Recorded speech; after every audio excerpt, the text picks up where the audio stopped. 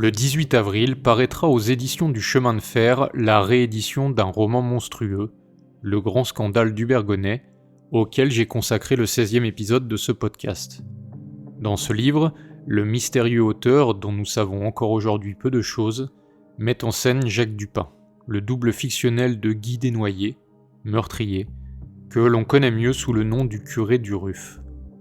L'auteur se proposait dans ce livre de pénétrer la psyché du parricide jeté en pleine disgrâce, tout en menant l'enquête des faits. Si jamais De Profundis ne monta d'un abîme plus profond, comme l'écrit Marcel Jouandeau à propos de Desnoyers dans 3 crimes rituels, il nous faut être reconnaissant à Hubergonnet d'être descendu dans cet abîme pour en capter toutes les modulations. La fiction romanesque, comme le rêve, est presque toujours l'accomplissement d'un désir, écrit ailleurs Gonnet. Cette sentence, un autre auteur l'a habilement utilisée en 1959, 7 ans avant la première parution du Grand Scandale. Lui aussi met en scène un religieux, pasteur, je cite, taré, damné. Lui aussi lui donne la parole, le laisse se confesser et se révolter. Certes, le crime n'a aucune commune mesure avec celui du curé du Ruf, puisqu'il s'agit simplement d'un péché de chair et d'un péché social. Cependant, les 2 romans sont extrêmement proches par bien des aspects, le premier étant la disgrâce de son narrateur, le second étant l'ambition stylistique et formelle du roman. Le roman d'Yves Vélan, publié en 1959, dont il sera question dans cet épisode, est sobrement intitulé « Je », le mot le plus orgueilleux de la littérature.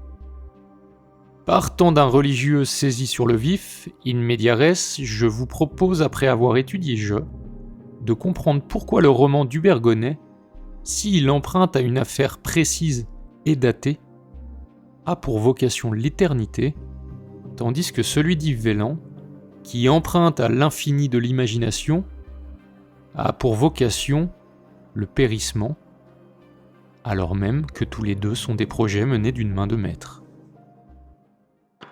Oublieuse postérité, épisode 33, technique et impasse. Jean-Luc Friedrich est donc pasteur du côté de Nyon, en Suisse, entre Genève et Lausanne, dans le canton de Vaud, où l'on parle français. Yves Vélan nous propose de lire les notes que consigne au jour le jour, et parfois même à la seconde, cet homme tourmenté par 2 singuliers désirs, l'un social et l'autre charnel. Au commencement, il fait une chaleur de tous les diables. Friedrich se livre d'abord à une sorte de description innocente de sa région, du lac, des habitations, si bien que l'on pourrait se croire dans un chapitre réaliste du XIXe siècle, ce que l'on peut décemment considérer comme le premier pastiche auquel se livre Yves Vélan, qui connaît parfaitement son histoire littéraire. Bien vite, Friedrich transforme le clapotis du beau lac Léman en succion de lave, évoquant Sodome. La cité déchue se superpose au paysage. Nous voilà jetés dans la psyché écartelée du pasteur, faite d'un constant balancement entre la douceur, la potabilité des eaux claires et le soufre irrespirable de Sodome. En invoquant après seulement 5 pages l'orgueilleuse cité, l'auteur annonce clairement de quel péché il sera question en filigrane dans ce roman. À vrai dire, le titre était déjà un indice non négligeable. Hubergonnet, lui aussi, choisit cette faiblesse qui fait dire à son prêtre que c'est toujours par l'orgueil que le diable pénètre en nous. Cette introduction qui confronte l'allure proprette de la petite ville à celle de son négatif pécheur est avant tout une accusation. Contre quoi ? Contre qui ? C'est là que commence à se dessiner le projet d'Yves Vélan. Il raconte à première vue l'histoire d'un pasteur en disgrâce, mais il raconte aussi et surtout l'histoire d'une révolte littéraire en terre inhospitalière. Oui, l'accusation porte purement et simplement contre la Suisse romande, son pays. L'auteur, d'une certaine manière, meurt d'être suisse, meurt de la tranquillité, de la pondération, du maintien qui caractérise son peuple. Suis-je le seul vivant au milieu d'un peuple de cadavres s'interroge d'emblée Friedrich. Le pasteur serait-il le seul rescapé de l'anéantissement de Sodome, lui qui n'est pas marié, qui est même vierge? Ou mieux, deviendra-t-il le seul rescapé de l'anéantissement d'une région bien trop prudente? Cela, nous ne le savons pas encore car le pasteur balance perpétuellement entre angélisme et diabolisme sans que nous sachions encore les raisons de cette lutte intérieure. Si l'incertitude demeure à propos du pasteur dans la diégèse, le sort que veut réserver Yves Vélan à la Suisse romande, grâce à la littérature, celui-ci nous le connaissons au moins depuis 1950 et l'éditorial du premier numéro d'une des rares revues littéraires de cette région, revue nommée Rencontre. Il est extrêmement important de s'y arrêter car, ainsi que nous allons le découvrir, le roman de Vélan n'a que faire de la religion, de la disgrâce, de la foi, du combat intérieur, qui sont prétexte plus que finalité.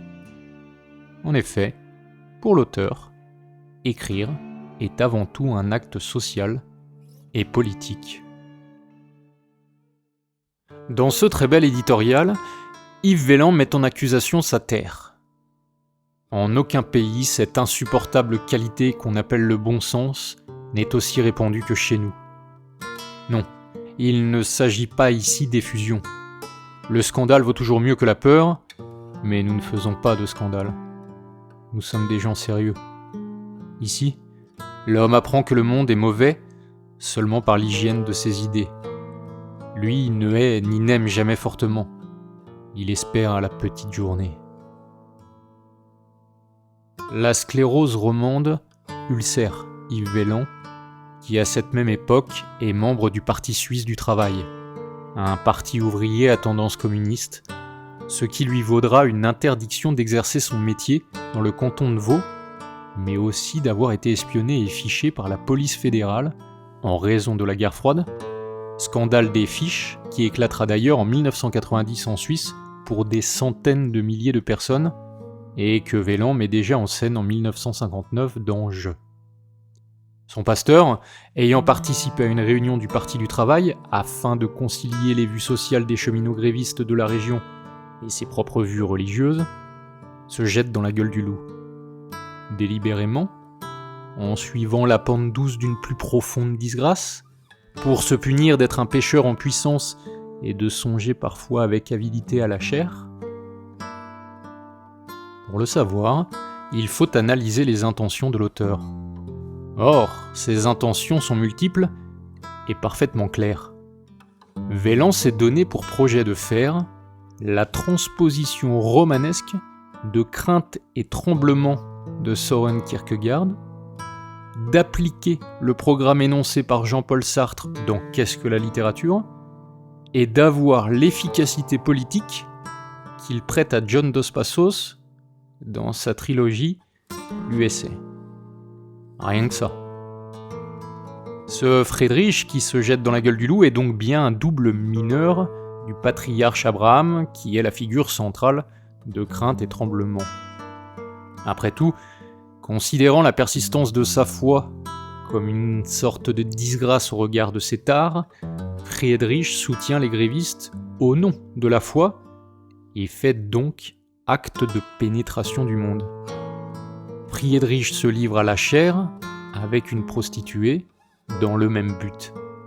Il aurait pu, à chaque fois, ainsi qu'Abraham, être retenu à l'ultime instant par Dieu. Il ne l'est pas, mais cela ne change rien au chemin qu'a mené Friedrich.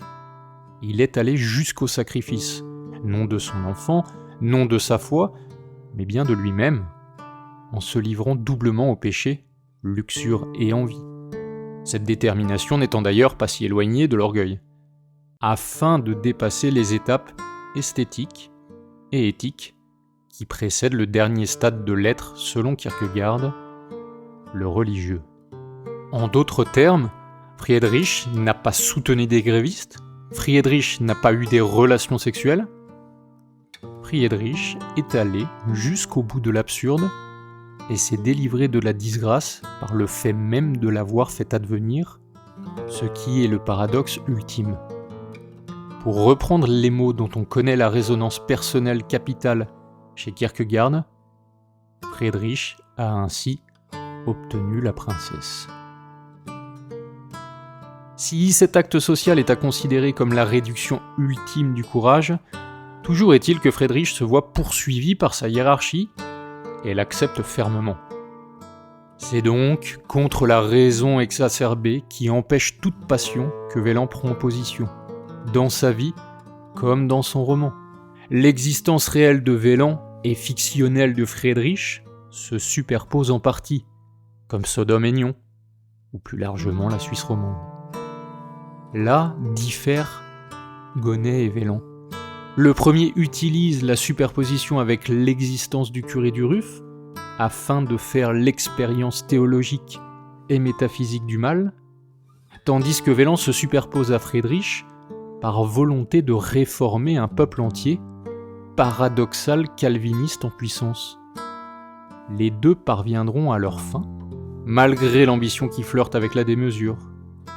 Mais y parvenant, Yves Wieland livrera paradoxalement un roman riche, mais assez ennuyeux. Friedrich, tôt dans le roman, endosse le rôle du voyeur. Après l'évocation de la Sodome romandisée, le voilà dans un train qui le conduit vers Victor, un ami qu'il aime beaucoup. Peut-être même de manière presque déraisonnable, nous laisse-t-on comprendre. À l'abri de son journal, Friedrich avance sur les rails en direction de Morges, plus à l'est. Un homme rentre dans le compartiment. Il reconnaît, toujours dissimulé derrière les pages de son journal, la voix de Morier, cheminot du Parti du Travail, camarade de Victor. Friedrich hésite à se dévoiler. Il voudrait devenir ami avec ce Morier, se sentir admis par le peuple. Mais l'angoisse le prend. Il hésite. Il attend. Transpire. Puis il renonce, ayant trop attendu. S'il se montrait enfin après tout ce temps, Morier aurait l'impression que Friedrich l'avait espionné. Mais le trajet dure, et bientôt la crampe le guette. Les bras de Friedrich flanchent. Le voilà nez à nez avec Morier. Les deux sont stupéfaits. L'épisode que je donne ici en exemple est assez représentatif du roman de Wieland et est l'une des expériences existentielles que réclame Jean-Paul Sartre dans Qu'est-ce que la littérature ? Friedrich va-t-il se dévoiler ? Prosaïquement, comme intimement, doit-on comprendre. Va-t-il sortir de sa retraite, volontairement ou non ? Son corps va-t-il trahir son esprit ? Il ne se passe rien d'exceptionnel, pourtant le style auquel a recours l'auteur pour traduire ces micro-événements les rend déterminants. C'est que dans le sillage parallèle de Ramu, Wieland tente d'adapter son écriture à l'effet qu'il recherche, en l'occurrence le désordre intérieur. Pour ce faire, il a recours au monologue intérieur, au flux de conscience, à la voix intérieure, bref, il s'inscrit dans la continuité nette des expériences de James Joyce. Un extrait donne le ton. Moi seul, je suis. Ne pas me gratter pendant, voilà. Mon Dieu, voilà une idole. Toi qui es bon, peux-tu m'en vouloir parce que machinalement j'ai voulu me gratter ? Est-ce que tu te préoccupes, mon Dieu ? Mon Dieu, de toi aussi j'ai taillé des images, fétiches. Mais comme Ézéchiel était captif, la 30e année, le 5e jour du 4e mois, les cieux s'ouvrirent et il eut une vision. Monstre né de moi. De toutes, tu étais simplement l'idole maîtresse. Divinité pour païen, à peine plus qu'une fourmi géante. Aveugle, mandibule, me dévorant sans le savoir, ma disgrâce n'était qu'une de tes digestions. Ou bien tu n'étais que l'intelligence, mais faite pour punir méticuleusement, minutieux à me mettre dans mon tort. Horloge, tu es bon, mon Dieu, tu es juste, tu es où je ne sais où, encore, mais qui ? Soleil de justice et de bonté, au-dessus des nuages. Non, tu ne m'as pas abandonné à mon sort. Aide-toi, le ciel t'aidera. C'est moi qui me refusais à toi, épaississant l'idole de moi-même. En même temps que je te disais bon, que je t'invoquais au nom du bien. Je t'attribuais ce que je ne ferais pas moi-même. Quand un catéchumène me joue un tour, oserais-je lui en garder rancune ? Oser.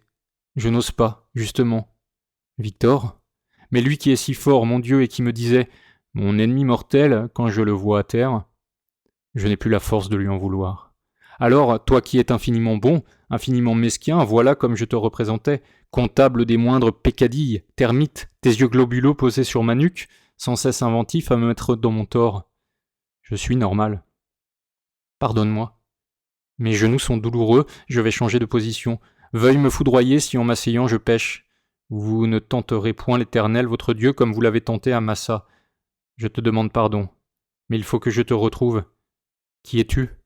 J'avais fait de toi une fourmi pour païen, j'ai pris pied, j'ai brisé les images taillées, je dois te reconnaître, connaître. Tu es le bien, ça c'est ce qui est sûr. Mais impalpable? Où? Le saisir? Ne sois pas irrité. Mon Dieu, je te jure que je suis plein de respect devant ta face. Fétiche. Après la publication de Je, Yves Vélan expliquera ce que l'on pourrait nommer son art poétique. Il évoque notamment, je cite, « la littérature de professeur », qui est selon lui l'avenir de la littérature. Cette littérature de professeur est bien celle que l'on imagine. Qui sait précisément à l'ombre de quelles idoles elle veut se placer. Qui sait tout aussi bien celle qu'elle veut déboulonner. Qui ne laisse rien au hasard. Qui excelle à la critique littéraire. Qui connaît ses références et qui, in fine, n'a aucun doute sur son projet. Techniquement, la littérature de Vélan se veut irréprochable dans ses intentions. Il n'a rien à voir avec l'image de l'écrivain romantique qui se meurt sur le feuillet avec la lumière tremblotante d'une fin de bougie. Après tout, en France, le nouveau roman est en train de s'installer. La littérature engagée aussi. Alors, pourquoi ne pas écrire le roman d'une sorte d'hypermodernité qui secouerait le coma littéraire roman? Et pour ce faire, pourquoi ne pas choisir un personnage qui incarne le double déchirement, temporel et intérieur, avec la figure du pasteur? Pourquoi ne pas malmener la sémantique, la ponctuation, comme nous l'avons vu dans l'extrait précédent? Pourquoi ne pas truffer les pensées du pasteur du surgissement d'un mot, d'un désir, d'une obscénité presque impossible dans l'esprit d'un religieux?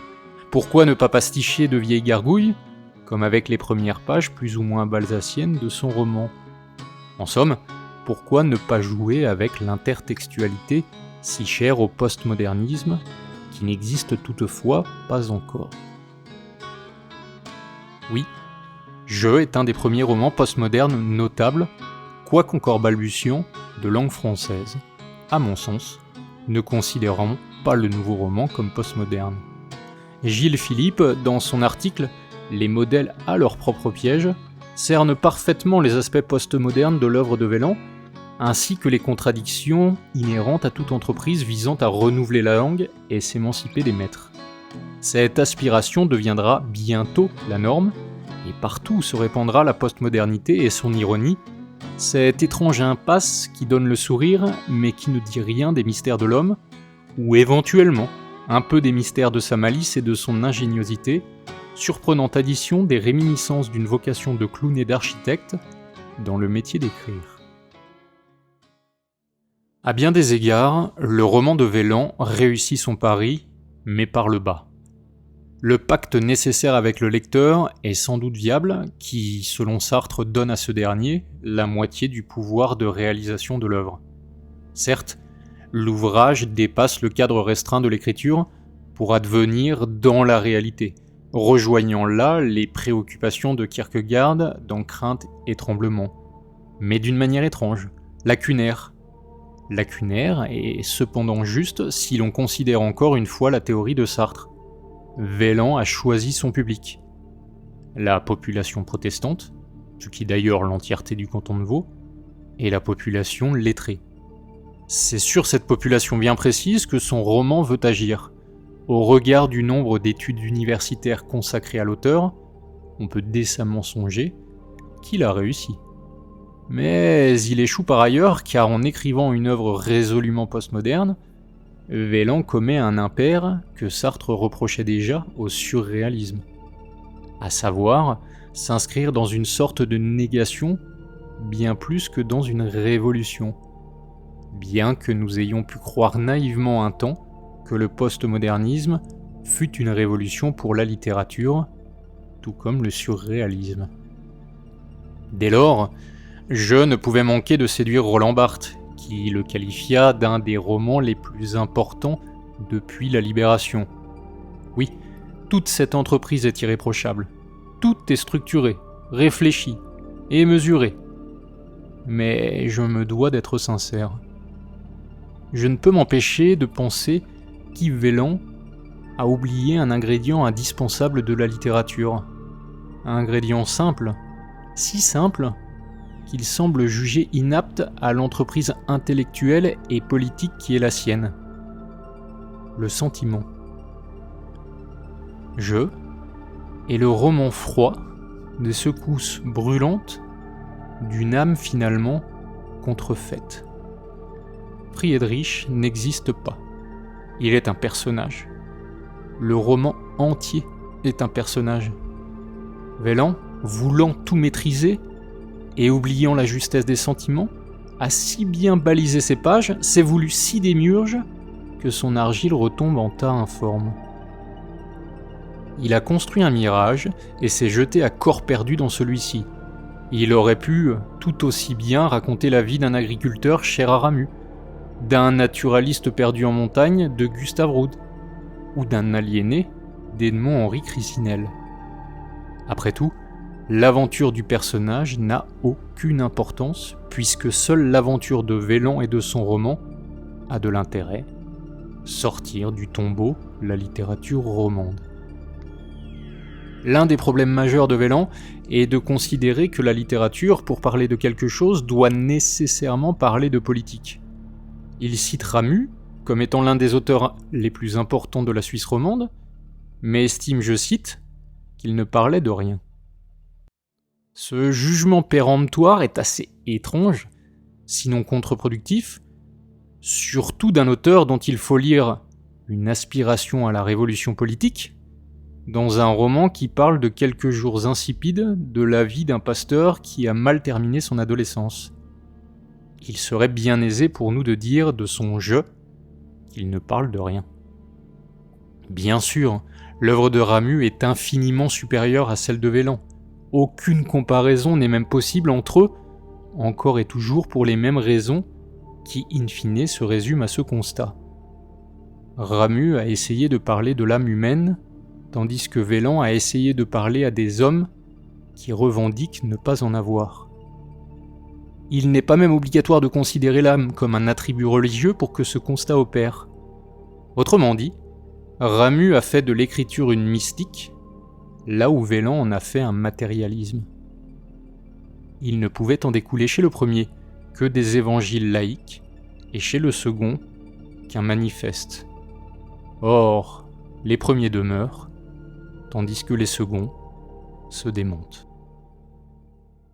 Si je suis dur avec le roman de Vailand, je le suis en revanche beaucoup moins envers l'homme.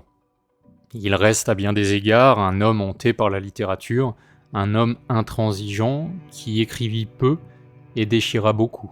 Il n'y a qu'à se pencher sur le sort des manuscrits de ses premiers romans pour en être convaincu. Vailand décida par exemple de ne plus apparaître en public pendant des décennies après un drame familial. Refusa longtemps les rééditions de ses œuvres. En somme, il crut jusqu'au bout en sa manière de considérer l'écriture, la littérature et l'existence. Il est à cet égard, bien que peu connu, un auteur capital de la littérature romande. L'un de ceux qui lui permirent de s'extraire d'un marasme engendré et maintenu par la politique, si bien que l'on peut lui reconnaître d'avoir changé la société.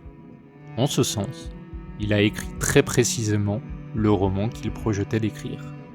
C'est donc pour toutes ces raisons, et celles que j'énonce dans le 16e épisode de ce podcast, que Le Grand Scandale est un roman monstrueux et sincère, là où Je est une construction artificielle et dogmatique.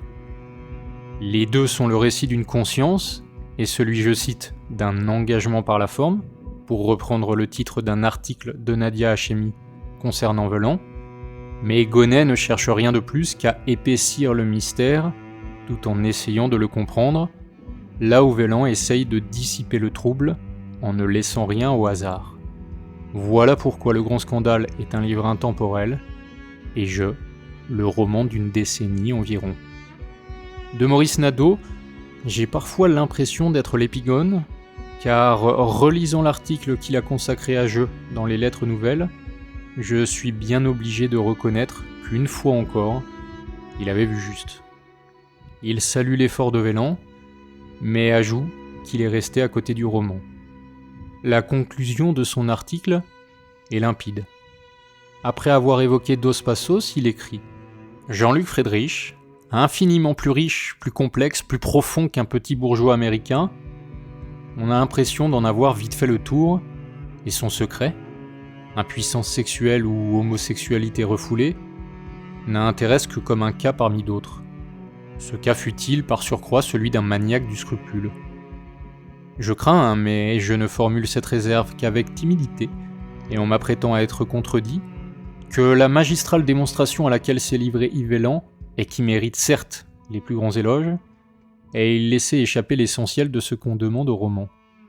Que dans l'instant, ou pour longtemps, en profondeur ou à la surface de notre sensibilité, il change, au moins provisoirement, quelque chose à notre vie.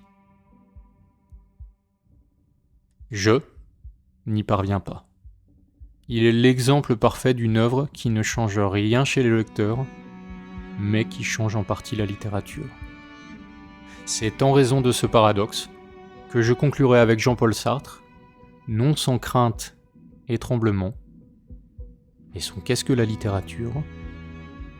Le message est, au bout du compte, une âme fait objet.